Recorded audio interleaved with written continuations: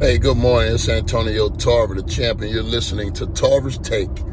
I think it might be the most unnecessary take I've had thus far, but I'm here to address the narrative following the Jake Paul and Tyron Woodley fight. Which was very entertaining outside of the boos that started to erupt in the arena from time to time because of lack of action, too much holding. They're expecting the classic boxing, which, they're not actually getting, but they're getting entertainment.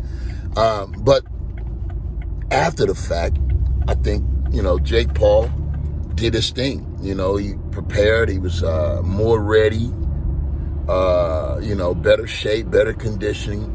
And I knew he would be, after being in training camp, preparing for Fury. And then, the asterisk behind this fight is the fact that Tyron only got 2.5 weeks, maybe 2-week notice. So that right there was the evidence that the fight was going to go how it was going to go. There's no way a fighter you just call and 2-week notice to get ready mentally for a fight of that magnitude.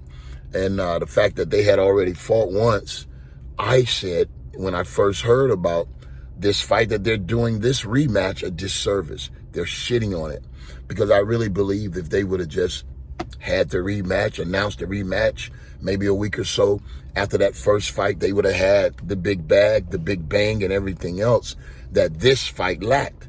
Meaning, I don't think either way, if Woodley would have won, when Jake would have won, I just think this was one of those fights that it's called a freebie because it really didn't indicate, I don't believe it indicated really what Tyron could have brought to the table if he had the ample amount of time to prepare. So that in itself, I knew Jake Paul would be coming in this fight favorite to win it.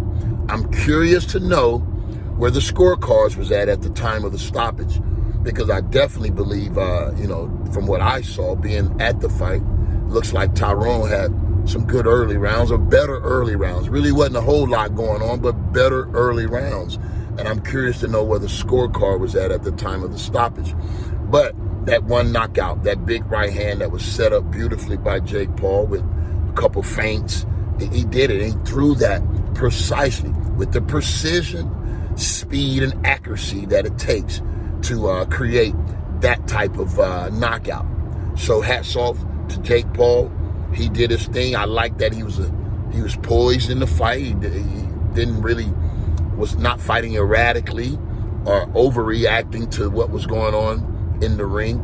But of course, with 2 weeks only to prepare, Tyron got mentally fatigued before becoming physically fatigued. And that's when you make mistakes. That's when you go for every feint, when you're jittery in there, when you're unsure. And that's what happened.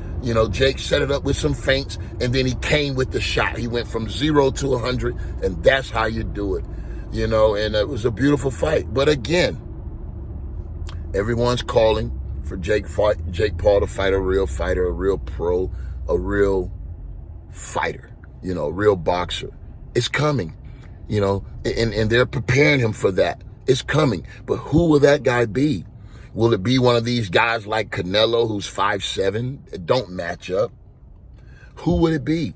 Who's going to give these guys the credibility that they're looking for, that they're thirsty for, that they're starving for?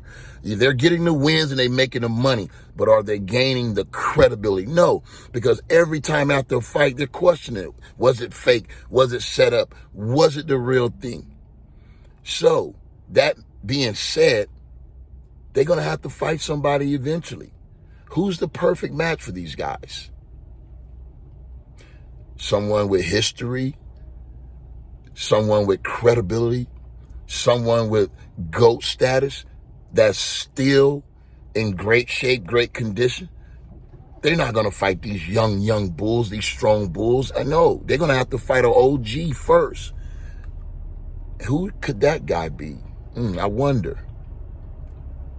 But more will be revealed later, man. These guys are going to have to really challenge themselves.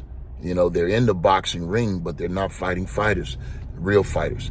So that time is coming. They're gonna have to dance.